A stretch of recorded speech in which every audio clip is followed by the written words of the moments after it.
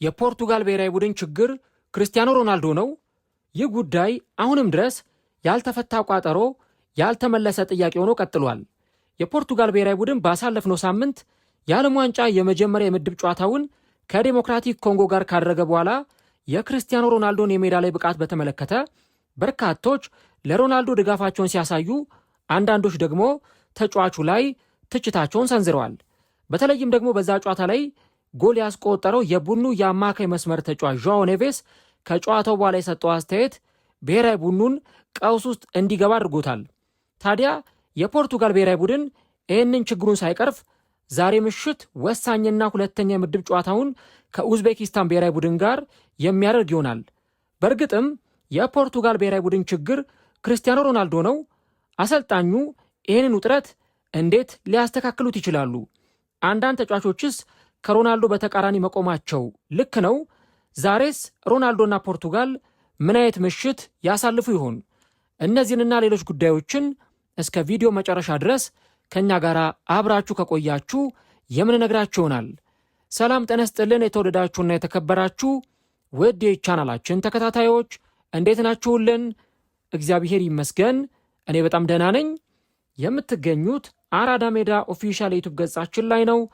ለቻናሉ አዲስ ከሆናችሁ የዩቲዩብ ገጹን ሰብስክራይብ በማድረግና የደወል ምልክቷን በመጫን የቻናላችን ቤተሰቦች እንድትሆኑ የአክብሮት ግብዣችን ነው።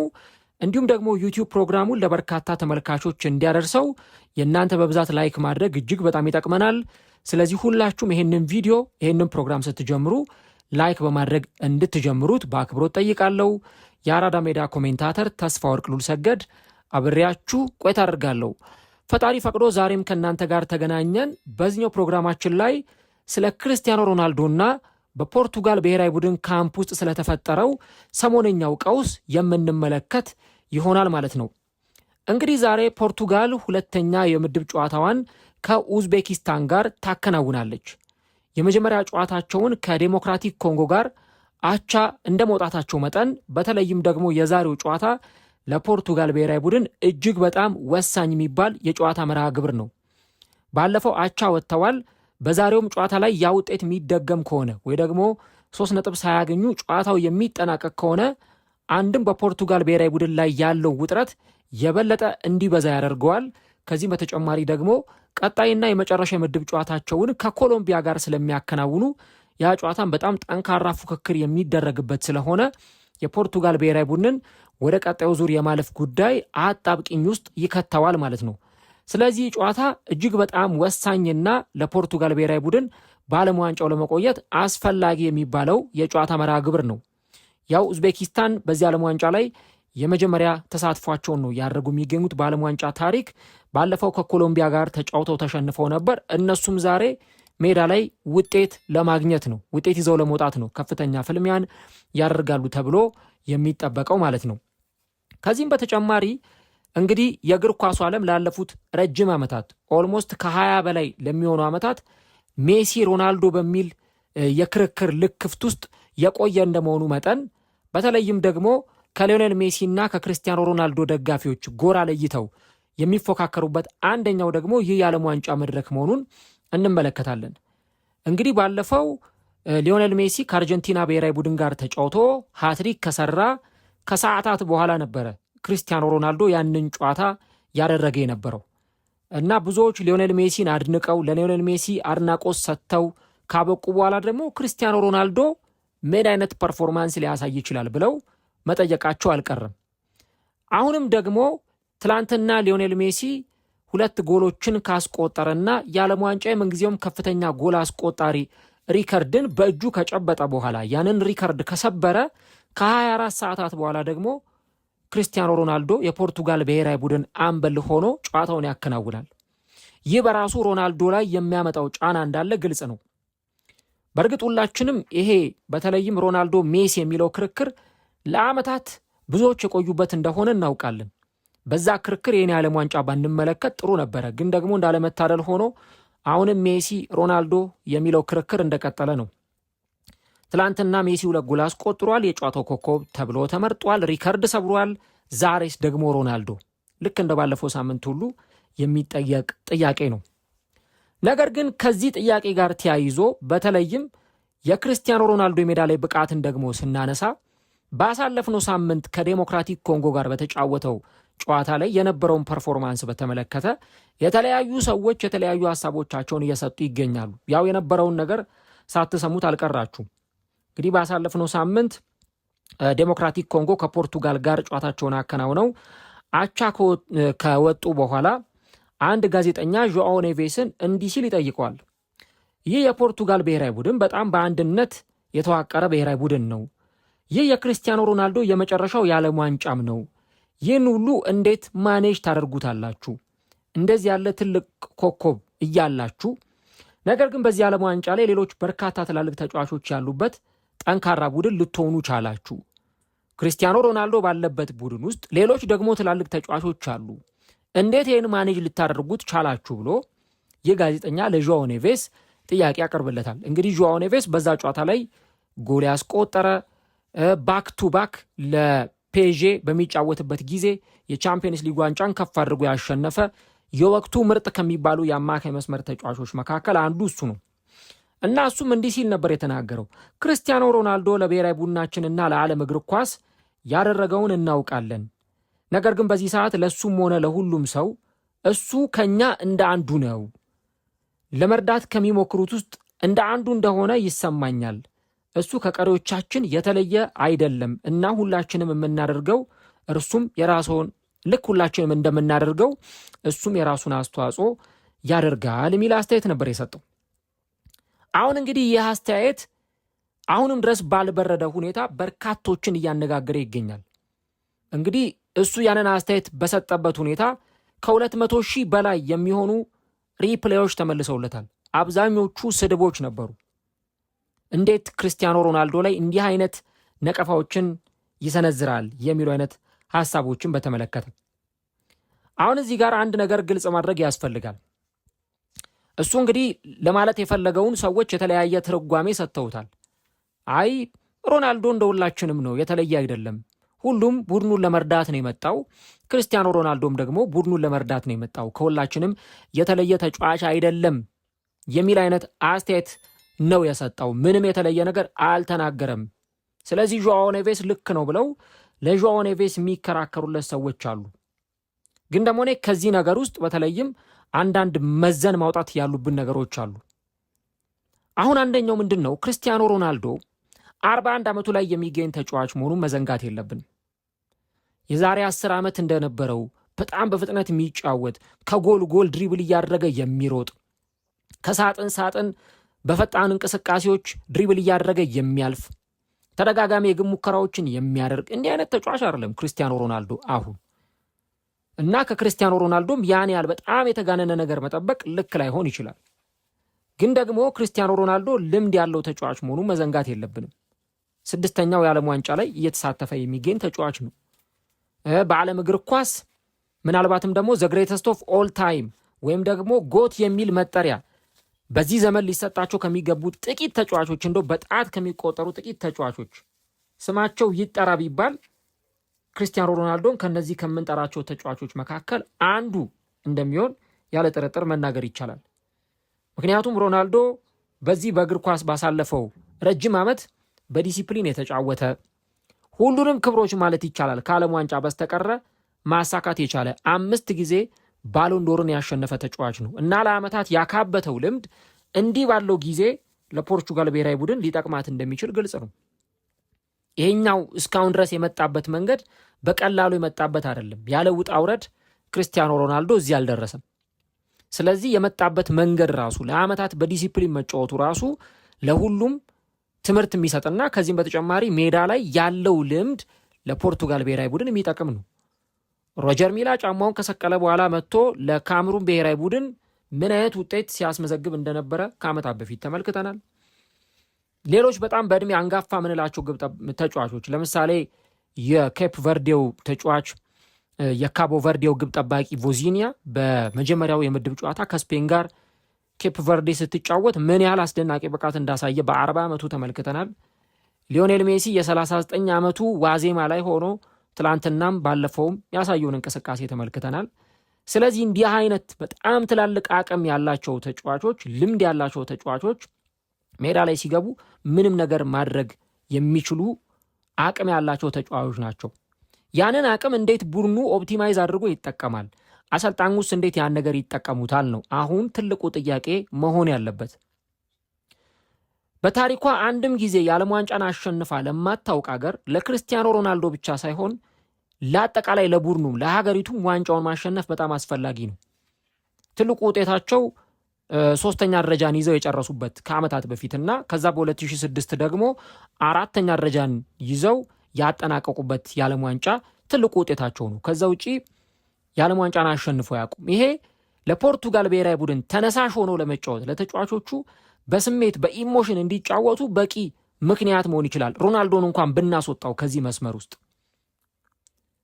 ነገር ግን የፖርቱጋል ብሔራዊ ቡድን በኩል በመጀመሪያው ጨዋታ ላይ የተመለከትነው ነገር ብዙ ጥያቄዎችን የሚያስነሳ ነው። እኔ በበኩሌ የዦኦ ኔቬስ አስተያየትን ስመለከት አንድ ነገር ታዝቤያለሁ። ቢያንስ ዦኦ ኔቬስ አስተያየቱን ሲሰጥ ለቡድኑ ካፕቴን ለክርስቲያኖ ሮናልዶ ሪስፔክት ሊኖረው ይገባል የሚል እምነት አለኝ። ይሄ የራሴ አቋምና ፐርሰናል ኦፒኒየን ነው። ስለ ፐርፎርማንሱ ምንም አይነት አስተያየት ሊሰጥ ይችላል። በቃ ሮናልዶ እንደ ሁላችንም ከቡድኑ ጋራ ተጽዕኖ ሊፈጥር ነው የመጣው፣ እንደ ሁላችንም ፐርፎርማንስ ሊያሳይ ነው የመጣው። እንደዚህ አይነት ሀሳቦች ሊሰጡ ይችሉ ይሆናል። ግን በምን አይነት መንገድ ነው እንዲህ አይነት አስተያየቶች ሊሰጡ የሚችለው? ይሄ በጣም ጥንቃቄ የሚፈልግ ነገር ነው። ነገር ግን ዦኦ ኔቬስ ስለ ክርስቲያኖ ሮናልዶ የሰጠው አስተያየት ምናልባትም ትንሽ ክብረ ነክ መስሎ ታይቶኛል እኔ በራሴ። ምክንያቱም እሱም እንደሁላችንም ነው፣ እንደሁላችንም አይነት ተጫዋች ነው የሚል አይነት አስተያየት መስጠቱ በራሱ ምናልባትም ደግሞ ሌሎቹ እንደተናገሩት ለሮናልዶ እንዴት እንደዚህ አይነት ቃላቶችን ሊጠቀም ይችላል የሚለው ነገር ጥያቄ የሚያስነሳ ነው። አንድ መዘንጋት የሌለብን ሮናልዶ ኢጎ ያለበት ተጫዋች ነው፣ ምንም ጥያቄ የለውም።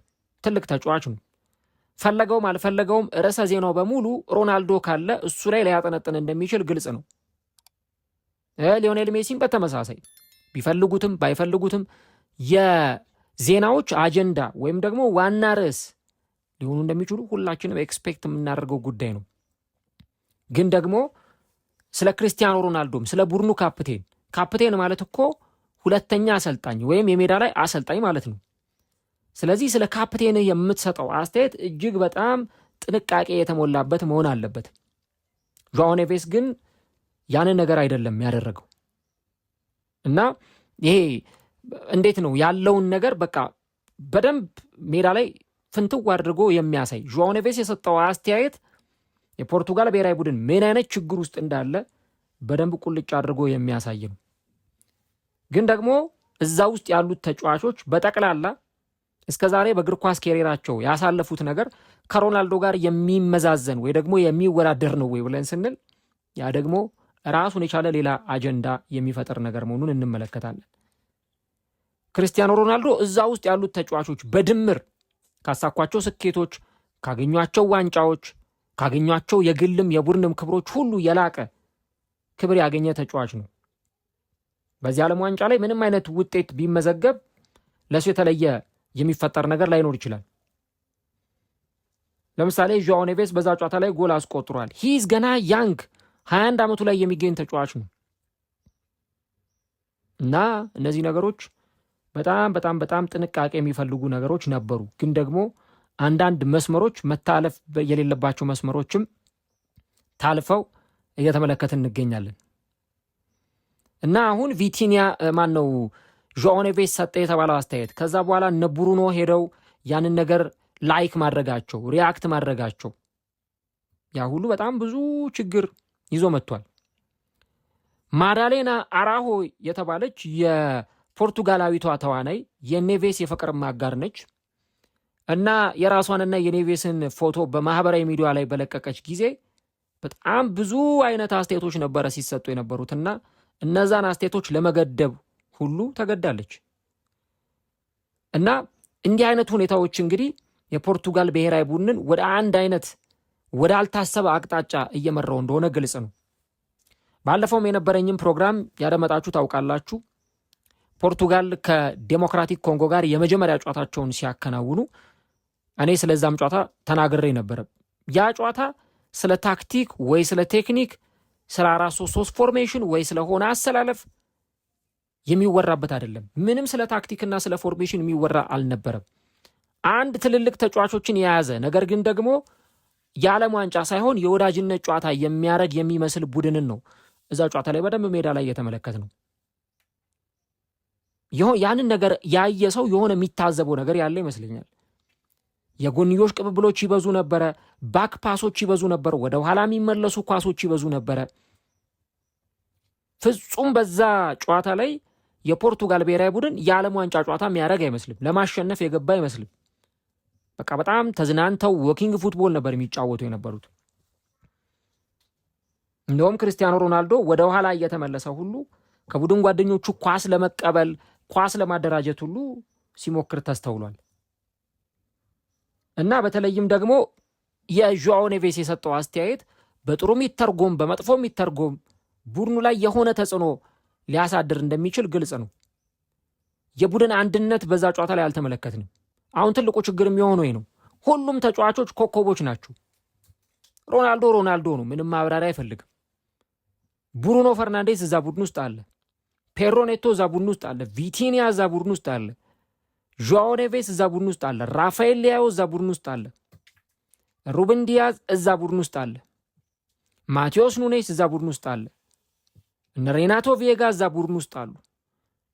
የቡድኑ ግብ ጠባቂ ዲዮጎ ኮስታ ነው። አሁን እነዚህ ሁሉ ኮከብ ተጫዋቾችን ስታሰባስብ ያንን ማኔጅ የማድረግ እኔ የዛኔ የመጀመሪያው ጨዋታን ከተመለከትኩ በኋላ የሰራው ትንታኔ ላይ የተናገርኩትን ነገር አሁንም ደግሜ መናገር ፈልጋለሁ። ዋናው የመጀመሪያው ኃላፊነት የአሰልጣኙ ሮቤርቶ ማርቲኔዝ ነው። ይህንን ነገር ማኔጅ የማድረግ የማስተዳደር በቃ ይህን ነገር በትክክል ማኔጅ አድርጎ በኃላፊነት ከዋክብቶቹ በአንድ ኃላፊነት እንዲጫወቱ ኢጓቸውን ወደ ጎን ትተው ሀገራቸውን እንዲያስቀድሙ። እኔ አሁን ይሄ ሮናልዶን ሰፖርት ለማድረግ ወይ ደግሞ ሮናልዶን ለመደገፍ ተጫዋቹን እንዳይነካባቸው ለማድረግ ጥረት የሚያደርጉ ሰዎች እንደሚናገሩት አይደለም። ሮናልዶ ካጠፋ ይተቻል። ሮናልዶ ሜዳ ላይ ጥሩ ካልተጫወተ ይተቻል። ይሄ ግልጽ ነው። የዛን ጨዋታ ለምሳሌ ሮናልዶ አንድም ኢላማውን የጠበቀ ሙከራ አላደረገም። በጨዋታው ላይ ለግብ የሚሆኑ ኳሶችን ምናልባት ከአንድ ጊዜ በላይ የግብ ሙከራም ሲሞክር አልተመለከት ነው። ግን ደግሞ ሮናልዶ ሰርቪስ ቀርቦለት ነበረ በዛ ጨዋታ ላይ ኳሶች ሲቀርቡለት ነበረ። ያ ነው ትልቁ ጥያቄ። አሁን እዛ ጋር አንድ ሌጀንድ የሆነ ተጫዋች ሲጫወት ለዛ ተጫዋች ምን አይነት ሪስፔክት ነው መሰጠት ያለበት? በቃ እኛ ያለንን ስሜት አውጥተን እንዴት ወደ ውጤታማነት ልንመጣ እንችላለን? ያ ነው ትልቁ ሊያሳስባቸው የሚገባው ጉዳይ። ግን ደግሞ አሁንም እየተወራ ያለው ሮናልዶ እንደኛው አይነት ተጫዋች ነው፣ ምንም አይነት ነገር ቢሆን ምንም ነገር ቢሉ በቃ ሮናልዶ እንደኛው ነው። የአይነት ስሜት ነው እንግዲህ በደንብ እየተንጸባረቀ ያለው ሌሎቹም ጋር ቢሆን እና ያንን ጨዋታ እንዶ መልሳችሁ ብትመለከቱት እንዶ ቪዲዮን ፈልጋችሁ ወይ የሙሉ ጨዋታው እንቅስቃሴ ቢኖርና ብትመለከቱት በኢንተርኔት ላይ ጭራሽ የፖርቱጋል ብሔራዊ ቡድን ምንም ይሄ ለዋንጫ ስሜት የሚጫወት ለሆነ አይነት ተነሳሽነት የሚጫወት ቡድን ጭራሽ አይመስልም። በቃ ቡድኑ የሆነ ኢጎሴንትሪክ የሆነ ነገር እንደሆነ በቃ ኢጎ ያለባቸው ተጫዋቾች የተሰበሰቡበት ቡድን እንደሆነ ያስታውቃል። ሜዳ ላይ ለሀገራቸው ክብር በቃ ፖርቱጋል ቅድም እንዳልኩት የዓለም ዋንጫን አሸንፋ አታውቅም። ይሄ ብቻ ሌሎቹን ተጫዋቾች ሞቲቭ ሊያደርጋቸው ሊያነቃቃቸው ይገባል። የሮናልዶን እንኳን ወደ ጎን ተውት። ሮናልዶ የመጨረሻ የዓለም ዋንጫ ጨዋታውን ነው የሚያከናውነው ተብሎ ነው የሚታሰበው። ግን ፎርዛት ማተር የተጫዋቾቹ ተነሳሽነት ማጣት፣ ከዛ ይሄን ኢጎ ማኔጅ ማድረግ ማስተዳደር በጣም ትልቁና መሰረታዊው ነገር የሚሆነው እዚህ ጋር ነውና እኔ ያን ጨዋታ እንደተመለከትኩኝ አንድ የታዘብኩትና የተመለከትኩት ነገር ያንን ነገር ነበር። ምክንያቱም በዛ ብሔራዊ ቡድን ውስጥ ያሉት ተጫዋቾች በጠቅላላ ሜዳ ላይ የነበራቸው ፐርፎርማንስ የሁሉም የሮናልዶን ጨምሮ እጅግ በጣም ደካማ ነበር። አሁን የፖርቱጋል ብሔራዊ ቡድን ውስጥ እየተፈጠረ ያለው ውጥረት እየተፈጠረ ያለውም ቀውስ ኢጓቸውን መሰረት ያደረጉ ተጫዋቾች የፈጠሩት ችግር መሆኑን በደንብ መረዳት ያስፈልጋል። እንደውም ባለፈው ዚ አትሌቲክ ላይ አንድ ጽሑፍ ስመለከት ነበርና በቃ የሮናልዶ ችግር አይደለም፣ የፖርቱጋል ብሔራዊ ቡድን ችግር የሮናልዶ ችግር አይደለም፣ እንደ አጠቃላይ የቡድኑ መዋቅር ችግር ነው የሚሉ ነገሮችን ስናይ ነበር። ስቴቨን ጄራርድ የሆነ ፕሮግራም ላይ ቀድሞ ስለነበረው የእንግሊዝ ብሔራዊ ቡድን በምን ምክንያት ነው ያ ወርቃማው ትውልድ የበከነው ተብሎ ተጠይቆ ነበረ እና በጣም አነጋጋሪ አስተያየት ነበረ የሰጠው ስቴቨን ጄራርድ። እንግዲህ ለዓመታት የእንግሊዝ ብሔራዊ ቡድን ወርቃማ ስብስቧን ይዛ ትመጣለች፣ ግን ውጤት የሚባል ነገር የለም እና ስቴቨን ጄራርድ ቡድኑንም በአምበልነት እየመራ የተጫወተ ተጫዋች ስለነበረ ከዓመታት በኋላ ነው ያንን ነገር በመረጃ ረገድ ያጋለጠው ወይም ደግሞ ያወጣው። በቃ ስሜቱ ራሱ ደስ አይልም። ይሄ መልበሻ ክፍል ውስጥ ወይ ደግሞ ሆቴል ውስጥ ካምፕ ውስጥ ያለው ስሜት ራሱ በጣም የምጠላው ነው፣ አይ ሄትድ ኢት በማለት ነው ሲናገር የነበረው እና እንደ ቡድን ስሜት የለንም፣ የቡድን ስሜት የለንም። በቃ ይሄንን ስሜት ሊቨርፑል ላይ አልመለከተውም፣ ግን እንግሊዝ ውስጥ ስመጣ የእንግሊዝ ብሔራዊ ቡድን ውስጥ ስንመጣ ሁሉም የራሱ አይነት ስሜት ላይ ሆኖ ነው የሚገኘው የሚል አስተያየት ነበረ ስቴቨን ጄራርድ የሰጠው። በቃ ኢጎሴንትሪክ የሆነ በከሪዮ ፈርዲናንድ ፖድካስት ጋር ነበር እንግዲህ የተናገረው እና we were all egoistical losers በማለት ነው የተናገረው። በቃ ሁላችንም የኢጓችን ተሸናፊ ነን ነበረን የሚል አስተያየት ነው የሰጠውና እንደ ጓደኛ እንደማይተያዩ በዛ ብሔራዊ ቡድን ውስጥ በነበራቸው ቆይታ ያንን ነው በደንብ የተናገረው።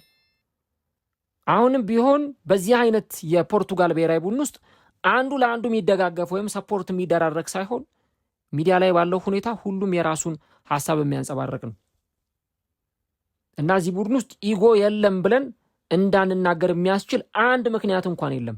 አንድ ምክንያት እና የብሔራዊ ቡድኑ አሰልጣኝ ይሄንን ነገር በደንብ ማኔጅ የማድረግ ይሄንን ነገር በደንብ የመቆጣጠር እና ደግሞ ውጥረቱን ይሄንን ክራይሲስ መሬት እንዲረግብ የማድረግ ኃላፊነት የእሳቸው ነው። እሳቸው ይሄን ያደርጋሉ ወይ? እኔ በጣም ጥያቄ የሆነብኝ ጉዳይ ነውና እንዴት አድርገው በዛሬው ጨዋታ ላይ እንደሚጫወቱ አላውቅም። አሁን የፖርቱጋል ብሔራዊ ቡድን ትልቁ ትኩረት መሆን የነበረበት ዛሬ በሚደረገው ሁለተኛው ዙር የምድብ ጨዋታ ነው። ፖርቱጋል ዛሬ ከተሸነፈች የዓለም ዋንጫ ቆይታዋ አጣብቂኝ ውስጥ ይገባል። ጭራሽ ደግሞ ዛሬ ነጥብ ጥላ ከተሸነፈች ወይም ደግሞ ከአቻ መውጣት በዘለለ የምትሸነፍ ከሆነ የፖርቱጋል ብሔራዊ ቡድን ሌላ ውጥረት ውስጥ የሚገባ ይሆናል። ግን በዚህ ሰዓት ስለ ፖርቱጋል ጨዋታ ማንም አያወራም። ስለነ ዦአው ኔቬስ፣ ስለነ ክሪስቲያኖ ሮናልዶ ወይ ስለሆኑ ሰዎች ነው አስተያየቶች እየተሰጡ ያሉት እና አንዳንድ ያሉትን ስሜቶች አሁን እኔ የአርጀንቲናን ብሔራዊ ቡድን ጨዋታ ስመለከት በ2022 የዓለም ዋንጫ አሁንም ያሉትን ጨዋታዎች ስትመለከቱ ፎር ኤቭሪ ሲንግል ዱዌል እያንዳንዱ ኳስ ላይ በቃ ሊዮኔል ሜሲ ያለውን ባትል ትመለከታላችሁ። ከቡድን ጓደኞቹ ጋር ያለውን ህብረት ታያላችሁ። በሜሲ ደስታ ውስጥ የራሳቸውን ደስታ የሚፈልጉ ሜሲ ሪከርድ በመስበሩ በጣም ደስተኞች ናቸው ተጫዋቾቹ። አሁን ሜሲ ትላንት ምሽት ሪከርድ ሰብሯል። ማንም የተከፋ ወይ ያኮረፈ ምናምን ተጫዋች የለም። ለሜሲ ኳስ ለመስጠት የሚሰስት ተጫዋች የለም። ለሜሲ ኳስ ለማቀበል ወደ ኋላ የሚል ተጫዋች የለም። ሜሲ አስቆጥሮ ያሸንፋሉ፣ ምንም ችግር የለባቸው። ሜሲ ያስቆጥር ወይ ማርቲኔዝ ያስቆጥር ወይ አልቫሬዝ ያስቆጥር ማንም ያስቆጥር፣ አሁን ባለው ሁኔታ ዋናው የሚፈልጉት የሀገሪቱን ማሸነፍና ማሸነፍ ብቻ ነው። ያንን ነው የምንመለከተው። ግን የፖርቱጋል ብሔራዊ ቡድን ውስጥ ባለፈው እንግዲህ ስንመለከት አንድ ኳስ እንኳን ወደፊት የሚያደርስ ተጫዋች አልነበረም። ሜዳ ላይ አንድ ኳስ እንኳን የሚያቀብል ወይ ደግሞ ለፊት መስመር ተጫዋቾች ኳስ የሚሰጥ አይነት ተጫዋች አልነበረም። ባለፈው በነበረኝ ፕሮግራም ላይ እንደተናገርኩት ክሪስቲያኖ ሮናልዶ በዚህ ቡድን ውስጥ በሚቆይበት ጊዜ ሙሉ 90 ደቂቃ እንዲጫወት ሁሉ አይጠበቅም። አሰልጣኛውን በባለፈው አጫውተውታል። ያን ነገር በደንብ ተመልክተናል። ግን ክሪስቲያኖ ሮናልዶን ይሄ ሁሉ ደቂቃ ማጫወት ላይጠበቅ ይችላል። በቃ ወይ ቀይረህ ታስገባዋለህ ወይ ደግሞ በቋሚነት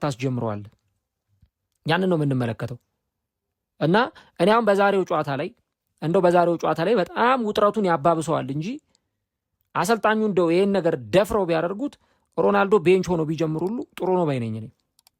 ከዛ ቀይረው ሁለተኛው አጋማሽ ወይ 50ኛው ደቂቃ ላይ ቀይረው አስገብተው ከዛ በኋላ የቡድኑን የልብ ምት ቢመለከቱት ሮናልዶ ደግሞ እንዴት ሊጫወት ይችላል የሚለውን ነገር ቢያዩ በጣም ጥሩ ነገር ነው ብዬ አስባለሁ። ወይ ደግሞ በቋሚነት አስጀምረው ከዛ በኋላ ተጫዋቹን 60ኛው ወይ 70ኛው ደቂቃ ላይ ቀይሮ ማስወጣት፣ ይሄ ነው አንዱ የሚጠበቀው ነገር። ግን አሁን ያለውን ሁኔታ ስትመለከቱ ብዙ ነገሮቹ የተበላሹ፣ ብዙ ነገሮቹ የተመሰቃቀሉ ይመስላሉ እና እኔ የፖርቱጋል ብሔራዊ ቡድን ለዓመታት በመጣበት ሁኔታ አንዱ የቡድኑ ትልቁ ችግር በተለይም ደግሞ በዚህ ጊዜ እንግዲህ የፖርቱጋል ብሔራዊ ቡድን ታሪካዊ ተጫዋች ብለን ካነሳን ኡዜቢዮን እናነሳለን፣ ክርስቲያኖ ሮናልዶን እናነሳለን፣ እነ ፊጎን እናነሳለን። ከነዚህ ተጫዋቾች በዘለለ የምናነሳው ተጫዋች ላይኖር ይችላል። እነዚህ ሶስቱ ናቸው በቃ በፖርቱጋል ብሔራዊ ቡድን ታሪካዊ የሚባሉ እንደ ሌጀንድ የሚታዩ ተጫዋቾች እነዚህ ናቸው።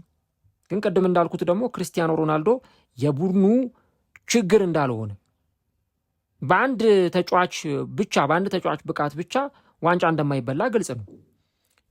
2022 የዓለም ዋንጫ ላይ አርጀንቲና ዋንጫ ስታነሳ የሊዮኔል ሜሲ ብቃት ከፍተኛ ነበር። ነገር ግን ደግሞ ኮሎሙዋኒ የመታትን ኳስ ኤሚሊያኖ ማርቲኔዝ ባያወጣት ኖሮ ወደ መለያ ምትም ባልሄዱ አርጀንቲናም ዋንጫ ባላነሳች አሁን የምናወራው ሊዮኔል ሜሲ ፋይናል ደርሶ ዋንጫ ተቀማ የሚለውን ታሪክ ነበር። ግን ደግሞ ሊዮኔል ሜሲ ከፊት ሆኖ የሚመራው ቡድን ያንን ውጤት ሲያመጣ የሜሲ ብቃት እንዳለ ነበር፣ የነ ኤሚሊያኖ ማርቲኔዝ ብቃት እንዳለ ነበር፣ የነ አልቫሬዝ የነ ዲማሪያ የነዚህ ሁሉ ተጫዋቾች ብቃት እንዳለ ነበር።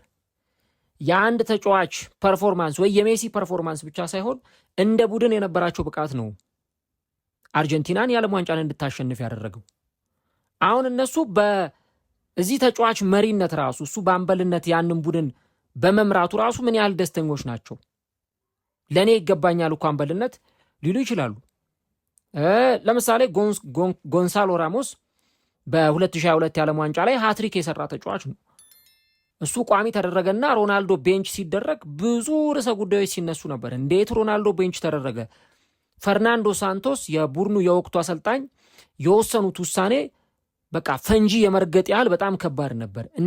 እንዴት ክርስቲያኖ ሮናልዶን ቤንች ያደርጋሉ ተብሎ አሁንም ያልኩት እሱን ነው። ማርቲኔዝ ልክ ሳንቶስ እንዳደረጉት አሁንም ደግሞ ፈርናንዶ ሳንቶስ ያደረጉትን ማርቲኔዝ ቢደግሙትና ሮናልዶን ቤንች ቢያደርጉት ዓለም ነው የሚበጠበጠው። ይሄ ይታወቃል። ካልተጎዳ በስተቀር ሮናልዶን ቤንች ማድረግ ማይታሰብ። ግን ሌሎቹ ተጫዋቾች ደግሞ ያንን ፎሎ አፕ በማድረግ ውስጥ ምን አይነት ፐርፎርማንስ ሊያሳዩ ይገባል። እኔ በቡድን ውስጥ የሆነ አይነት ስሜት እንደነበር ማንም አይቶ ያንን ጨዋታ መረዳት ይችላል። አሁን እዚህ ጋር ሮናልዶ ልክ ነው ወይ ደግሞ ሌሎቹ ተጫዋቾች ልክ ናቸው ምናምን ያርልም እዚህ ጋር የሰጥ አገባ ርዕስ መሆን ያለበት። ለብቻው የፖርቱጋል ብሔራዊ ቡድን በዛ ጨዋታ ላይ የነበረው ጨዋታ በትክክል ለዓለም ዋንጫ የሚመጥን ነው ወይ ብለን ካልን ብዙ ጥያቄ እናነሳለን። ከረጅም ጊዜ በኋላ ወደ ዓለም ዋንጫ የተመለሰው የዲአርሲ ብሔራዊ ቡድን የዲሞክራቲክ ኮንጎ ብሔራዊ ቡድን በጨዋታው ላይ ውጤታማ ፐርፎርማንስን አሳይቷል። ምንም በማያጠራጥር ሁኔታ ለድል ረሃብ የነበረው ውጤት ለማምጣት ጎል ለማስቆጠር የድል ረሃብ የነበረው የዲሞክራቲክ ኮንጎ ብሔራዊ ቡድን። የፖርቱጋል ብሔራዊ ቡድን ኳስ ወደ ኋላ የሚመልስ በጣም ባክፓስ የሚያበዛ ኳስ በደንብ የማይቀባበል የተጫዋቾቹን ሬት እኮ ብትመለከቱት ከ10 የተሰጣቸውን በጣም ነው የሚያስደነግጠው። በዛ ጨዋታ ላይ አንድ ደህና ሬት የተሰጠው ተጫዋች ዡዋዎ ካንሴዮ ነው 6.5 ከ10። ቶማስ አራሆ 5.4፣ ሬናቶ ቬጋ 5.7፣ ኑኖ ሜንዴሽ 5.6፣ ቪቲኒያ 5.5። እንደውም የዡዋዎ ኔቬስ ይሻላል ጎልም ስላስቆጠረ 7.5 ተሰጥቶታል።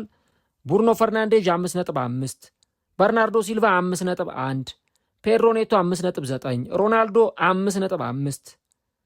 ተቀይሮ የገቡት ኮንሴሳኦ 4.8፣ ራፋኤል ሊያኦ፣ ኔልሰን ሴሜዶ፣ ጎንሳሎ ራሞስ 4.7። ስለዚህ ስለምን ብሔራዊ ቡድን ነው እያወራን ያለ ነው? የእውነት ስለ ፖርቱጋል ብሔራዊ ቡድን ወይ ደግሞ ስለ ቡድኑ ውጤት ነው ወይ በትክክል እያወራን ያለ ነው የሚለውን ነገር በደንብ መጠየቅ ያለብን ነገር ይመስለኛል። እና የሆነ አይነት ስሜት አላቸው። እኛስ እንደ ሮናልዶ ለምን አንታይም? ወይ ደግሞ ሮናልዶ ማን ነው? እኛም እኮ እንደነ ሮናልዶ ነን ወይም ደግሞ በሮናልዶ ደረጃ መጫወት እንችላለን ብለው ሊያስቡ እንደሚችሉ ግልጽ ነው። እና ይሄ የአርጀንቲና ብሔራዊ ቡድን ጋራ የምታዩትን ስሜት፣ ህብረት፣ አንድነት፣ መዋደድ፣ አንዱ ለአንዱ ያለውን ስስት፣ አንዱ ለአንዱ ያለውን ፍቅር የፖርቱጋል ብሔራዊ ቡድን ውስጥ አትመለከቱ። አሁን ብዙዎች ብሩኖ ሲተቹት ነበረ። ፕሪሚየር ሊግ ላይ እንግዲህ ብሩኖ ያንን የአሲስት ሪከርድ እንዲሰብር ሁሉም ፍላጎት ነበረው። በቃ ብሩኖ አሲስት እንዲያደርግ፣ ብሩኖ ለቡድን ጓደኞቹ ኳስ እንዲያቀብል፣ ስንት ነገር ሲባል ነበር። በቃ ብሩኖ ያን ሪከርድ መስበር አለበት። ለነ ሼሽኮ ለነ ብሪያን ምቡሞ እነዛን ኳሶች አሲስት ሲያደርግ የነበረ ሰው እንዴት ለሮናልዶ አንድ ኳስ እንኳን ማቀበል አልቻለም? ለነገሩ ሮናልዶ ካስቆጠራቸው የፖርቹጋል ጎሎች 3 አሲስት ብቻ ነው ያደረገለት ብሩኖ። እና ይሄም ራሱን የቻለ ጥያቄ መሆኑን በደንብ ማንሳት ያስፈልጋል። እና አሁንም የዛሬው ጨዋታ ላይ ሳይሆን ትኩረቱ የአብዛኛው ሰው ትኩረት ዛሬ እንዴት ሮናልዶ ደግሞ ይጫወታል፣ ሮናልዶ ጎል ያገባል አያገባም ወይ ደግሞ እንዴት ነው የሚለው ነገር ነው። አንድ ቡድን ደግሞ በጣም ትልቅ ራሱን የቻለ ቡድን መሆን የሚችል ራሱን የቻለ ክለብ መሆን የሚችል ኢጎ ያለው ሮናልዶ እያለ ጭራሽ ደግሞ በሮናልዶ ላይ ሌላ ኢጎ ያላቸው ተጫዋቾች ሲጨመሩ እንዴት ስለ ውጤት እንዴት ዋንጫ ስለማሸነፍስ ሊታሰብ ይችላል? እና ያንን ነው እንግዲህ በደንብ መመልከት የሚያስፈልገው። ዛሬ በየትኛውም አይነት መንገድ የፖርቱጋል ብሔራዊ ቡድን ጨዋታውን ማሸነፍ አለበት። ሮናልዶ አግብቶም ይሁን ሮናልዶ ሳያገባም ይሁን በምንም አይነት መንገድ ፖርቱጋል የዛሬውን ጨዋታ አሸንፋ መውጣት አለባት። ያማዩን ከሆነ ነገሩ እጅግ በጣም በጣም አስቸጋሪ ሊሆን ይችላል። እንደው ነገሩን ዲፕ እንግባበት ካልም ብዙ ማውራት እንችላለን። ከሮናልዶ ጋር ቢፍ ያለባቸው ተጫዋቾችም አሉ። እነ ጆአው ካንሴዮ ምናምን እየተባለ የሚጠሩ ስሞች ሁሉ እንዳሉ እናውቃለን። እና አሁን በአጠቃላይ የፖርቱጋል ብሔራዊ ቡድን እንደ ቡድን ነው መጫወት ያለበት፣ እንደ ቡድን ነው ጎል ማስቆጠር ያለበት እንጂ አሁን ሮናልዶ በዛ ጨዋታ ላይ ያሳየውን ፐርፎርማንስ ካነሳን ሁሉም እንዳልኩት የሚወቀሱ ናቸው። ጨዋታው 1-1 እንኳን እየቀጠለ ወደፊት ኳስ ማቀበል የሚፈልግ ተጫዋች አልነበረም። ኤቭሪባዲ ባክ ፓስ ነው የሚመልሰው፣ ወደ ኋላ ነው ኳስ የሚመልሰው። ቅድም እንዳልኩት እኔ በራሴ እይታ ጨዋታው የወዳጅነት ጨዋታ ነው እንጂ አንድ የዓለም ዋንጫ ትልቅ የምድብ ጨዋታ አይመስልም ነበር። ሮናልዶ እንደውም ከዛ በኋላ ባስተላለፈው መልእክት መቆጣጠር ምንድን ነው ትኩረት የምናደርገው መቆጣጠር የምንችለው ነገር ላይ ነው እና ሁላችንም አንድ ሚሽን አለን የሚል ሀሳብ ሰጥቷል። እና እንግዲህ እንዲህ አይነት ሁኔታዎችን ነው የተመለከትን የምንገኘው። ዞሮ ብዙዎቹን ለሁለት የከፈለ አይነት አስተያየት ያንዳንዱ ሜሲና ሮናልዶ የሚል ብሽሽቅ ውስጥ ያሉ ሰዎች ወይም ደግሞ አካላት የሚሰጡት አስተያየት ነው። እኔ በእግር ኳስ ጭራሽ የማይጥመኝ ነገር ቢኖር የሆነን ተጫዋች ከሆነ ተጫዋች ለማበላለጥ ሲባል አንዱን ተጫዋች የማኮሰስ ስራ የሚሰሩ የእግር ኳስ ተመልካቾች ሳይ በጣም ስሜቴ ይረበሻል። ለምሳሌ ሮናልዶን ለማድነቅ ሮናልዶን በቃ ስሙን ከፍ ለማድረግ ሲባል ሜሲን ማጠልሸት፣ ሜሲን ማዋረድ፣ ሜሲ አይችልም እንደዚህ አይነት ስሜት ያላቸው አስተያየቶች መስጠት፣ ሜሲን ደግሞ አፕሪሼት ለማድረግ ሜሲን ደግሞ ለማንቆለጳጳስ ሮናልዶን ደግሞ ማጣጣል፣ ይሄ ተገቢ ያልሆነ ነገር ነው። በቃ ሁለቱም በራሳቸው የእግር ኳስ ኬሪየር ማንም ሊሰራው ያልቻለውን በማንም ያልተደገመውን የእግር ኳስ ውጤት ያስመዘገቡ ተጫዋቾች ናቸው። ለዓመታት ማንንም ጣልቃ ሳያስገቡ በመካከላቸው ባለንዶርን ደጋግመው ያሸነፉ ተጫዋቾች ናቸው። ስለ እነዚህ ተጫዋቾች እንዴት አይነት የሆነ በቃ በጣም መስመር የወጣ አስተያየት ሊሰጥ ይችላል? ሮናልዶን ለማድነቅ እንዴት ሜሲን ሰው ያጣጥላል? ሜሲን ለማድነቅ እንዴት ሮናልዶን ያጣጥላል? ጭራሽ ማይገባኝ ነገር እሱ ነው። በቃ ለምሳሌ ሮናልዶን ማድነቅ የሚፈልግ ሰው ሮናልዶን እያደነቀ ይቀጥል። ሜሲ የኔ ፍሌቨር አይደለም ሊል ይችላል። አንዳንዱ ደግሞ አይ የኔ ፍሌቨር ሜሲ ነው ሊል ይችላል። አሁን ይህ የክርክር ርዕስ እንደ ክርክር ራሱ መሆን የለበትም። በቃ ምክንያቱም ሁሉም የየራሱ ፍሌቨር የየራሱ እይታ ስላለው እና አሁንም ቢሆን ትኩረት መደረግ ያለበት በዚህ መልኩ ነው ብዬ አስባለሁ። እኔ ጆአው ኔቬስ ሰጠ የተባለው አስተያየትም በእኔ እይታ ጊዜውን ያልጠበቀ አስተያየት ብዬ ነው የምወስደው። ቢያንስ የሮናልዶ ፐርፎርማንስ ቅድም እንዳልኩት ሮናልዶ ጥሩ ሊጫወትም ይችላል፣ ጥሩ ላይጫወትም ይችላል። ግን ቢያንስ እንኳን የቡድኑ ካፕቴን እስከሆነ ድረስ ለቡድኑ ካፕቴን ሪስፔክት መስጠት አንዱ ጥሩ ነገር ነው ብዬ አስባለሁ። ቢያንስ የቡድኑ ካፕቴን እስከሆነ ድረስ ሪስፔክት መስጠት አለባቸው ለቡድኑ አምበል። ሮናልዶ ስለሆነ ሮናልዶ ስላልሆነ አይደለም። ቡድኑ መፈረካከስ የሚጀምረው በስነ ልቦና እንዲህ ያሉ ነገሮችን ኮንትሮል ባለማድረግ የሚመጣም ጭምር ነው። ምን ሮናልዶም እንደኛው አይነት ተጫዋች ነው። እሱም እንደኛው ቡድኑን ለማርዳት ነው የመጣው። ማናችንም ከሮናልዶ የተለየ አይደለንም፣ ወይ ደግሞ ሮናልዶም ከኛ የተለየ አይደለም የሚል አይነት አስተያየት መስጠት ምናልባት ይሄ እንዴት ነው ውስጠ ወይራ እንደሚባለው አይነት በጣም የተደበቀ ሚሴጅ ወይም መልእክት ያለው ነገር ሊሆን ይችላል። ይህን ነገር በጣም በአጽንኦት ትኩረት ሰጥቶ መመልከት ያስፈልጋል። ያው ራሱ ሮናልዶ ከወራት በፊት ከፒርስ ሞርጋን ጋር በነበረው ቆይታ የዓለም ዋንጫን ባታሸንፍ ምን ይሰማሃል ተብሎ ሲጠየቅ እኔ ምንም አይመስለኝም ብሎ ነው የተናገረው። ምንም ቅንጣት ታህል አይሰማኝም ብሎ ሮናልዶ አስተያየት ሰጥቷል። ምሎ ሁሉ ነው የተናገረው።